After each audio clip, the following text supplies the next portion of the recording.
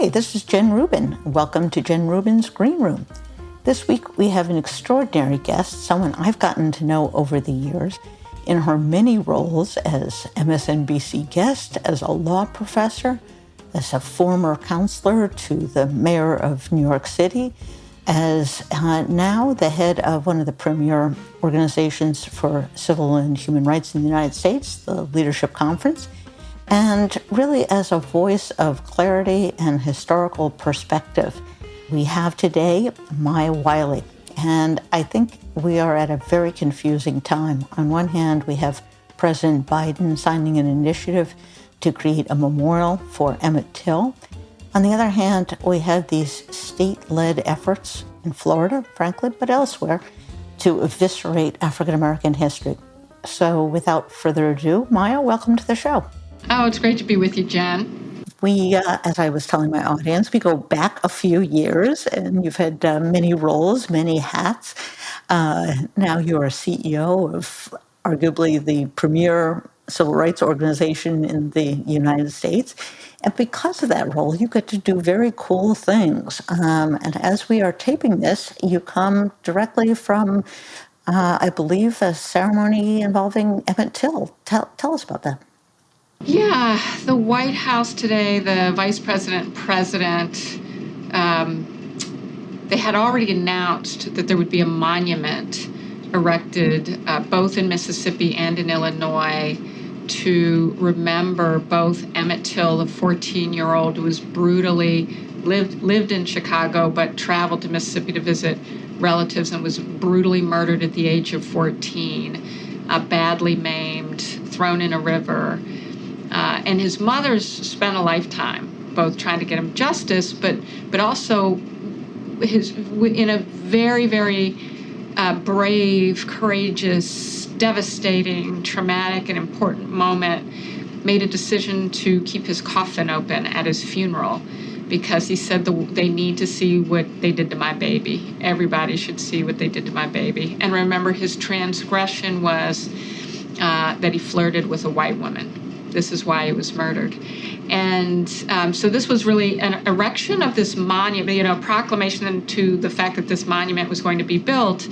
But it was also, an incredibly important moment for both the vice president and the president of the United States to stand up and say, we can't be afraid of our history. And we actually have to be willing to learn all the good along with all the bad, and that's what makes us a great country, and that this isn't just a monument to this bravery and courage and to this history. It's a reminder that we cannot and should not avoid it, and that we're better than this. And it was extremely moving. I mean, the president at one point not only teared up, but, you could see the tears rolling as he was not only remembering this event, but looking upon the family, looking upon members of Congress who are Black, who are Asian, who are, were there, who had long fought for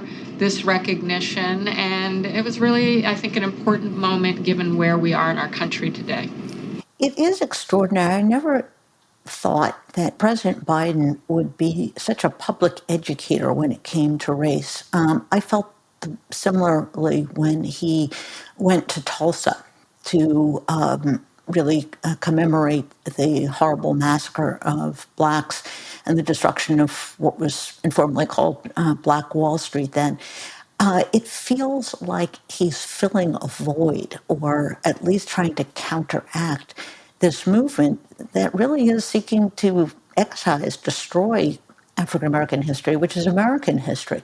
How did we get to this point where we have this virulent movement that really is trying to write out of history Americans, a whole group of Americans who are vital to our national story? How did we get here?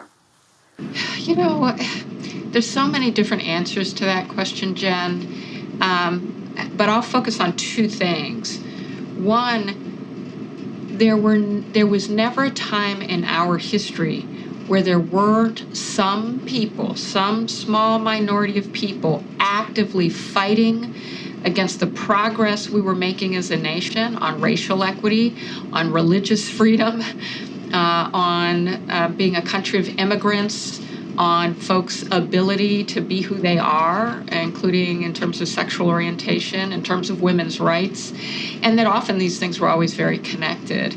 But that element has always been with us, and it never went away. But I think what we saw in 2016 and 2015, in that presidential election cycle, we saw something I certainly had not seen before in my lifetime, which is a candidate running for office from a major political party that had made a decision to outwardly run on misogyny, run on racial stereotypes, say the things out loud that most politicians thought you should not say, and that candidate was candidate Donald Trump.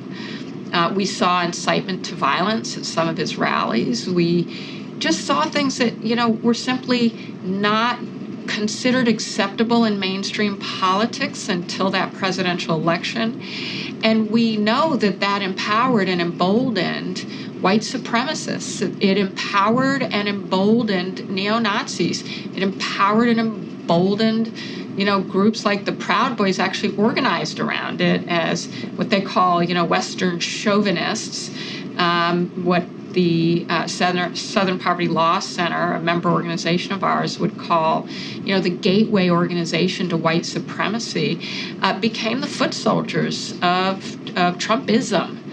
And there was a lot of active activity, including by Breitbart News under Steve Bannon, to kind of brand some of these extremists as alt-right, which is simply a way of whitewashing out hate and extremism. And even as we saw in the Unite the Right rally, that anti-Semitic rally, awful offensive that resulted in the murder of Heather Heyer, that Unite the Right rally, remember that those hate groups, those members of hate groups, wore polo shirts and chinos, khaki pants, to look kind of preppy and collegey and to put a different face on hate. And I think it's impossible to look at the statistics in the rise in hate crimes. We've had an 80% increase in the rise in hate crimes since 2015. And we've seen this kind of mainstreaming of book banning, mainstreaming of attacks on learning history, mainstreaming of attacks on being tolerant and allowing folks to be who they are in terms of their sexual orientation, all of which is intertwined, all of which has been given this very strange permission that while it's not a majority of the country, it's far too large a number. And that is really what has shocked me more than a demagogue coming along, because we've had demagogues in the past. We're really talking about tens of millions of people, and it is hard for me to accept that either these people still don't care or they actively support this. And I think one of the things that was brought home on January 6th is how central hate and anti-Semitism, racism is to the Trump movement. They weren't carrying tributes to, great generals of the Union Army.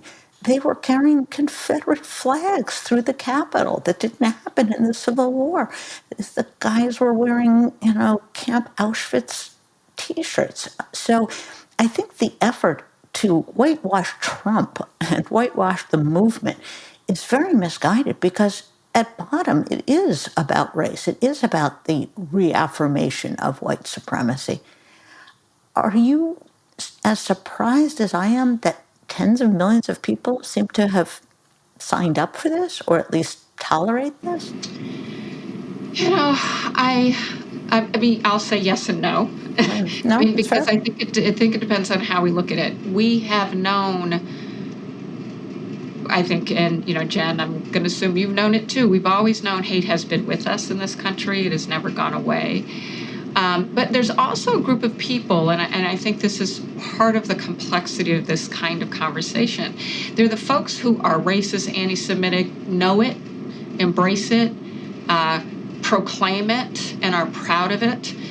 And then there are those who would say that they do not embrace hate, that they would say that they're not being racist, they're not being anti-Semitic, they're just stating facts and science. I mean, I just testified before the House Select Committee on the Weaponization of Government, which Jim Jordan chairs, and Robert F. Kennedy Jr., as well as a journalist, reporter is probably a better word at that, from Breitbart News, about the censorship, and I am using air quotes for your audience, the censorship of conservatives on social media platforms, the notion that First Amendment rights are being taken away, and the statements after making, Robert F. Kennedy that makes the statements that we have heard him make,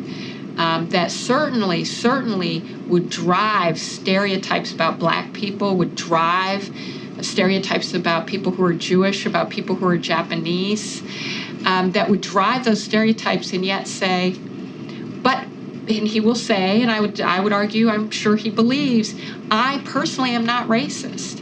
I'm going to contribute to a way of thinking that says Black people are like hyper strong genes that enable them, to be whatever that stereotype is. I don't even want to repeat it because it's just disinformation. That, somehow COVID-19 was weaponized, but it protects and doesn't harm Ashkenazic Jews and people who are Chinese. We all know what happened during COVID in terms of Asian Americans being targeted by hate, being attacked, the incredible rise in that, and the rise in anti-Semitism. But all of these have roots in these tropes that anti-Semitic and racist groups use. So I think there are people out here who don't understand and make the connection and feel that this is their free speech rights. I mean, we're really seeing a weaponization of the First Amendment that sort of says we can use this as an organizing tool that has driven actual acts of hate and violence. We saw it in January 6th, but kind of suggest that it's just neutral, that it's just fact statements, when in some instances they're just outright racist. And of course, we know, because we can look at statistics, that in fact it's people like Breitbart that dominate on outlets like Twitter. This is the irony, the victimization that they create, so that they, one of the telltale signs of Trump supporters is that they believe whites are more discriminated against than, you can fill in the blank, any group. It's statistically, historically, sociologically, economically nonsense, and yet they use it in therefore justifying whatever actions they're going to take, and thereby trying to undo whatever small steps are made to move towards a more perfect union. And it's this victimization. I have to say, as a former Republican, it's appalling, because this is the party that used to say there's no excuses for anything. It's all personal responsibility. You can't blame, society for your woes. But this kind of white victimization is really rather stunning. When you talk to people around the country, is this something that is actually permeating? Are people kind of soaking this up so that they feel that it's white Christian nationalists who are the victims and not the perpetrators? It's interesting, and I've heard a range of things, right? So I certainly want to say that, there's so many people in this country of all races, of all classes, who are appalled, who understand that this is very dangerous for the country, very dangerous for democracy. They cross political boundaries. There's not, I just want to say that because it's not really a partisan conversation, when there really are a lot of people who are in the Republican Party who are repulsed. Now they're also silenced yes. By their own party. That's a different problem, but they feel that, and I think to your point, some of them have left the party for that reason, but not because they wanted to leave some of the tenets that had brought them to the party in the first place, but these were not those tenets for them. One of the things that I was shocked to hear recently so they're the group of people who know they're hate groups and in hate groups and that they're trying to drive and organize hate. Then they're the people who are very, very readily able to embrace it, although are in a kind of a denial about it. And then there are the folks who actually would say, no, no, no, I completely abhor Trumpism and people who kind of adhere to this kind of hate and division that we're driving this country in this kind of white victimhood. And then they'll say in a statement, and I'm hearing more and more anecdotes like this, I really, and kind of in a whisper, I really do feel sorry for white men right now. Right. And that means that there is, in terms of some of these messaging, like affirmative action is like somehow harmful and unfair to students who are white who are applying to elite colleges, ignoring the fact that, say, at Harvard, 48% of white students who were admitted between 2009 and 2014 got in on some form of preference known as legacy because your parents went or because you row on the crew team or play, a sport that many public schools in cities with kids of color don't even have, fencing, or your parent is a big donor to Harvard. Like, these are all things that have been preferences for kids who are more likely than not to be white, and yet anything else is somehow burdening and unfair. But there is a way that has started to permeate because there is such a megaphone for this, and there are so many people who are able to use that megaphone. And the one thing we didn't talk about, Jen, is the amount of private dollars flowing in to drive this and to ensure that the audience for these kinds of messages grow. And they're quite conservative. In the case of Ed Blum, who was behind the lawsuits against affirmative action, but who himself ran for office as a conservative in Texas, lost, and tried to attack voting rights because of his loss in a congressional race. And it's not just that, it's the stacking of the courts, the Supreme Court, with justices that would not adhere to both either our principles, in my view, or our history of constitutional decision-making by the Supreme Court, our precedent. So there is a lot of big, dark money behind a lot of what we're seeing and hearing, and it's one of the reasons. Leonard Leo, who's been behind a lot of the attacks on abortion rights, a lot of the attack on voting rights, the attacks that we're seeing, has $1.6 billion because he got handed a company to bankroll this. So the dollars outnumber the number of us who actually believe in the American ideals and want a country that lives up to them. That, I think, is such an important point because you're right, they are so loud. And if you, as I do, have to be on social media, because that's part of my job, it seems like they are much larger than they are. It's sort of like an army that goes into battle screaming at the top of their lungs. You think there are many more of them. They seem more intimidating than they would really be.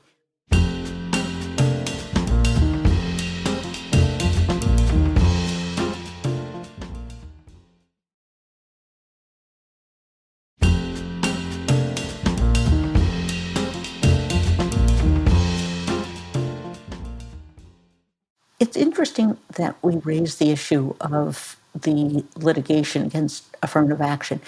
As we speak today, the Education Department has filed a complaint against Harvard, going after the legacy admissions, going after these donor admissions. Why doesn't Harvard, which says they're terribly committed to affirmative action, voluntarily give these up? Why do they hang on to these? Is this dollars? Is this where they're $2 billion or whatever it is now endowment comes from, they could, of course, be leaders here and say, okay, fine, we can do without this. And yet they don't. Well, we'll see what they do in light of this litigation and in light of the decisions that got handed down by the Supreme Court. I mean, one will hope that every college and university is going to look at their admissions practices and figure out, because there are mechanisms and ways to continue both to let students express their full selves and be their full selves and how they show up in the admissions process, including saying what their racial background is, saying, what their experiences have been, including whether they've been difficult because of racism in America, like that nothing in these Supreme Court opinions prohibit colleges and universities for looking at what is your background and taking that into account, and what are your experiences that help us understand what you went through to get to this point in your life where you're applying to us, and what you will bring to the college and the university. I mean, the truth is, I cannot speak for Harvard, obviously. It's certainly... You're a Vassar girl, I know. And not. And a Columbia. But look, and I went to Columbia Law School, went to Dartmouth. They all are schools that fall into these categories, right, of having legacy. I was not a legacy. I did not play one of these sports. I couldn't play the violin either, by the way. I was, fortunate enough to get the opportunity to go. Got an excellent education, was not a sufficiently diverse experience. But I will say this, of course there are a lot of dollars that flow, because you can get people who come in who will bring money and bring gifts. And we know, the tuition dollar in much of higher education, and frankly, even in private schools that aren't higher ed, don't actually pay for the education. That's the other dirty little secret about the United States, is we really don't have a system of education that is really set up to ensure that every one of our kids can get a high quality education. And it's a not so private secret. But at any rate, I'm not suggesting that Harvard or Princeton or any of the top universities, including the ones I go to, should get public dollars. But what I am saying is that the way we have set up higher education does not really create a fair opportunity for all our kids to get a great education, and we got to fix that. By the way, Harvard, with their endowment, could make it free, actually. They could very steeply cut those ridiculous tuitions, which themselves are a deterrent to a diverse population. We've now seen these statistics that on socioeconomic grounds, what we're doing is perpetuating a certain class of people as opposed to broadening and making available to people, regardless of race, regardless of economic situation, giving them access to that education. And, I think something that's not expressed enough is that this hurts all of us. When we don't give people the opportunity to flourish, all of us are denied that. You think of the scientists who didn't get their PhDs. You think of the doctors who would have invented other things. You think of, scientists. You think of all sorts of people. We're deprived of that. So this notion that it only works one way, that we somehow lose something if some of these schools start admitting people who aren't rich white men, never gets contrasted with the gains we have as a society. And in fact, the Supreme Court rejected the notion that diversity is a good thing. That was mind-blowing to me. What if your entire university is based on the premise that we want to prepare people for a diverse, pluralistic America? They're not allowed to have such a school? It's also mind-blowing because it ignored the University of Michigan cases where, and to your point, Jen, I think dead on, you're absolutely right. And by the way, it's been true of everything we've ever done in this country to create more fairness for people who have not been treated fairly. Every single time we do that, we benefit other people. And one of my favorite examples of this is the New York City Police Department. Right there, there was a time. This is on gender. We could use examples on race too. But there was a time when you had to be a certain height to qualify to apply for a job as a police officer at the New York City Police Department. And, the lawsuits that challenged gender discrimination, for example, in that suit, this was a suit that got won. They said there's no job-related reason to have this height requirement. So when they got rid of the height requirement, which was, of course, meant more women, because women were typically shorter, had more opportunity to apply, it meant all these white men who could not apply to the police department because they were too short could now apply to the police department. I mean, every time we open up opportunities, they don't just go to benefit one group.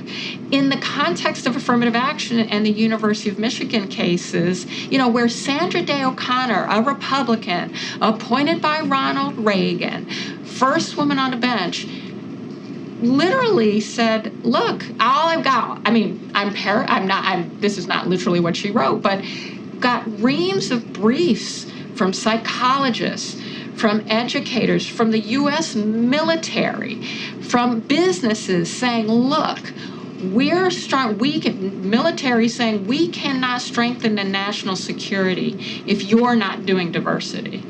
We rely on it. I'm going to go tomorrow to Howard University to an event that's going to commemorate the integration of the U.S. armed forces, which made them stronger.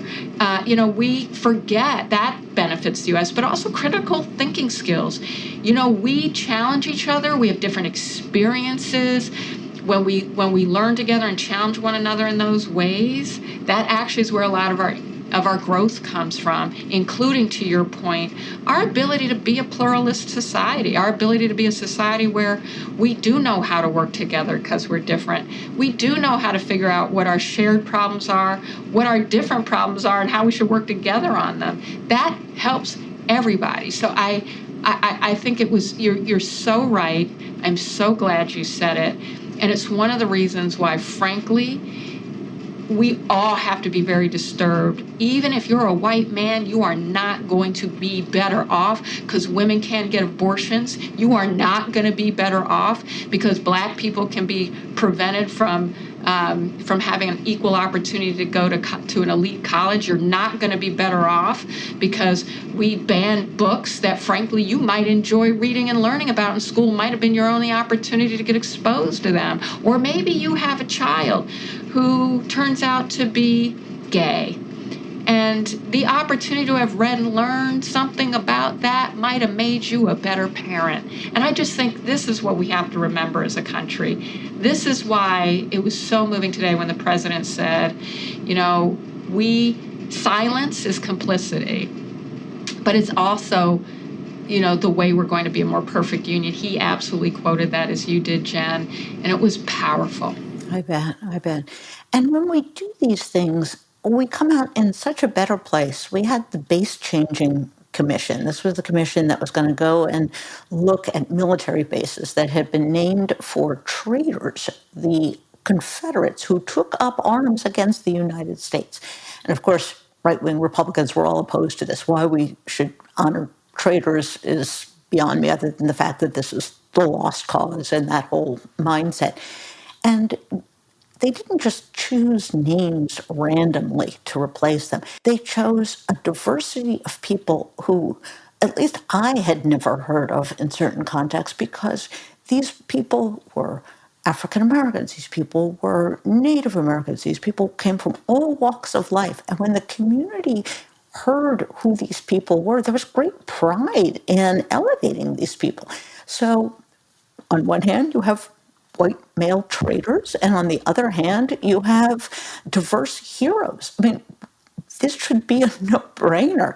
And I would like to think there's more discussion of this and there's more uplift of this. I know my listeners and readers get very depressed at times because it seems like there is no end to it. And I tried to tell them, that's right, it's a never-ending battle. But what are some ways in which ordinary Americans are and can make a difference in making sure we have a pluralistic society and fighting back against intolerance. Give some of our listeners something to hang on to, or a to-do list. What can they do? Oh, it's such a good question. And there's so many things. So first of all, I think almost every state, doesn't matter which state you live in, maybe not your neighborhood, maybe not your immediate community, but almost every state has some group that enables you to get engaged in doing voter education work, that enables you to get engaged in ways in which you can push your state legislators or your city council for the kind of education curriculum or the kinds of opportunities that make for a more fair and just society. Every single one. If you need to find resources for them, you can come and sign up at our website for the Leadership Conference on Civil and Human Rights. Our website is civilrights.org. www.civilrights.org. But, even acts of civic engagement like registering and signing up to become a poll worker is now an act, a pro-democracy act, because it's under attack. Running for school board. I had a friend whose brother, New Yorker, his brother was running for school board in a conservative place in Tennessee, in North Carolina, because he was seeing the fights that were happening over the schools. He didn't have kids in the system. He just wanted to be able to represent the community and the point of view that says we all care about our kids. We all want to make sure they get a great education, and that means they have to be able to learn history.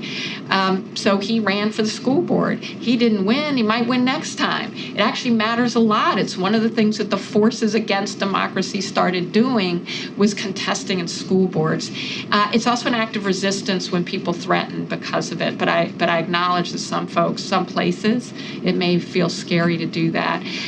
One of the things that I think is, it sounds small, but it's not, and anyone can do it, is we all have those moments where someone says something that may be racist or sexist or homophobic or anti-Semitic or Islamophobic or whatever the category, and may say it and be naive about it, or may say it and not be naive about it. But standing up and saying, that's wrong, we don't do that, here's why, is critically important, because what we have done in this country, and it is true, silence is complicity. Don't be silent. Be polite. You don't have to. You also don't have to attack folks. But we know, whether we're studying Nazi Germany or any other place, it is. Or if we're studying, what if white abolitionists had kept their mouths shut, right? I mean, think about that. There are so many points in our history where we have demonstrated that the consequences of staying silent, but what happens when we don't. And even that act, it may feel small. It is not. Knock on your neighbor's door, start conversations, be willing to have people in, to have neighbor conversations about, do we care about education? Do we care about learning about people who are different from us? How do we make sure we're a community that does not fall into the hands of ignorance or hate? All those things matter. They really, really do. And there's no act that is too small. And that's the most important thing I want people to know. There is no act that is too small. Every single one counts. I think that is so true. And I think people will be pleasantly surprised when they do engage with people in their community. Great things happen. You look at what happens when community policing takes hold, when all of the stakeholders have a say in. Everyone wants a safe community. Everyone wants a community in which people are treated with respect and decency. So I think when we get out of sometimes the national dialogue, the national shouting contest, and get into the weeds of life in America, I think sometimes we do better, and we certainly are less depressed about where we are headed.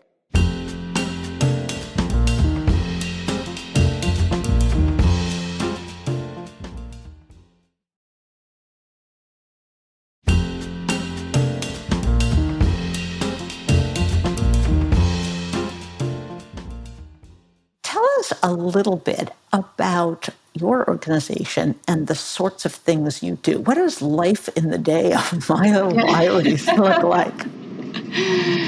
Ooh, it can vary. I bet. Well, the Leadership Conference on Civil and Human Rights is both the nation's oldest and the nation's largest civil rights coalition. We were founded in 1950 by the NAACP, by actually very powerful. It's Arnie Aronson, and one of the largest Jewish organizations in the country was a co-founder, as well as the Brotherhood of Sleeping Car Porters, which was the black trade union.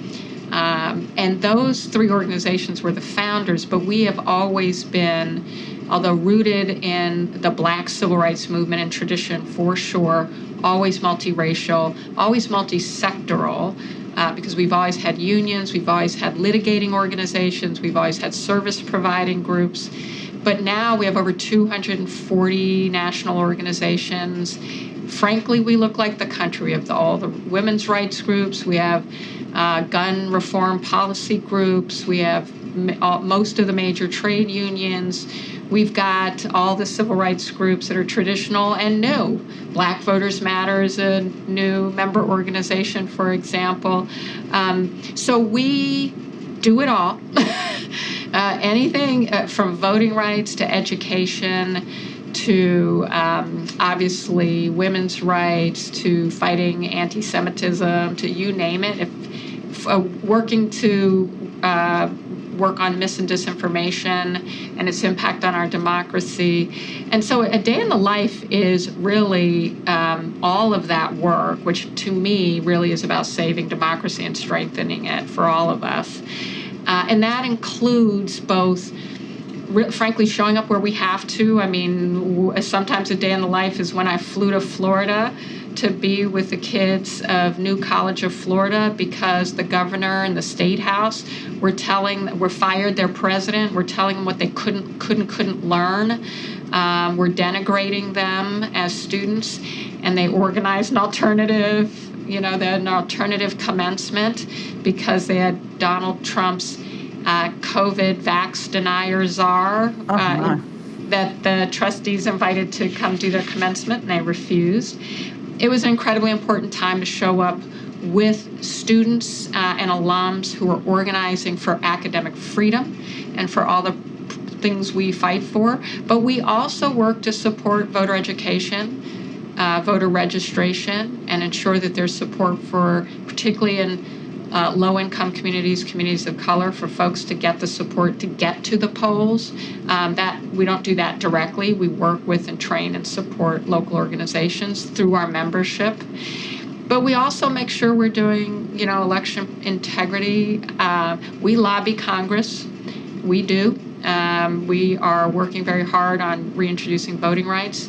We're working on transparency and accountability in policing, and we believe that real public safety means prevention dollars, so that we spend $1 on preventing a crime, making sure people have opportunities rather than $5 in a police department, because that's just good policy. So we do any number of things, and for me, one of the joys is that all of it is in partnership and in coalition.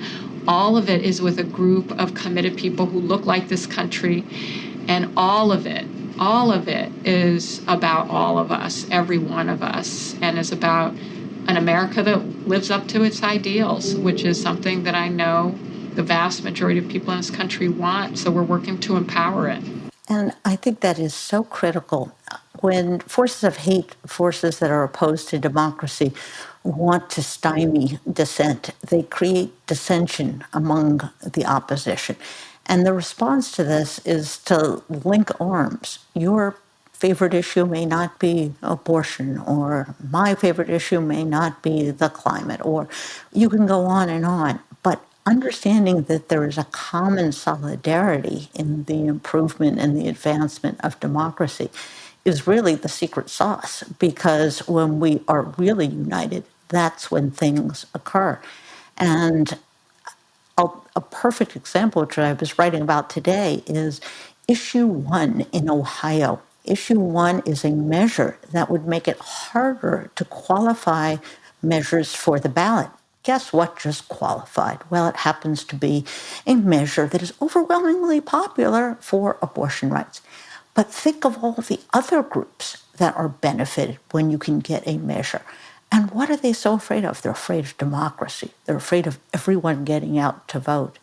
So I say I am somewhat nervous in the short term, apprehensive in the midterm, but very optimistic in the long term, because I really do think this country, has shown its way.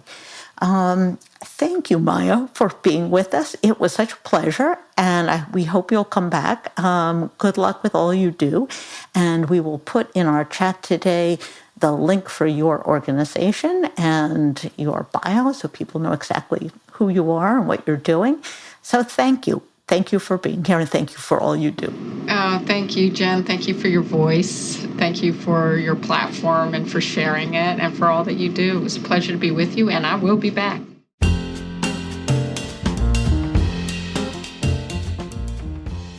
And that was Maya Wiley. Wow, what an impressive woman, and what important work she is doing.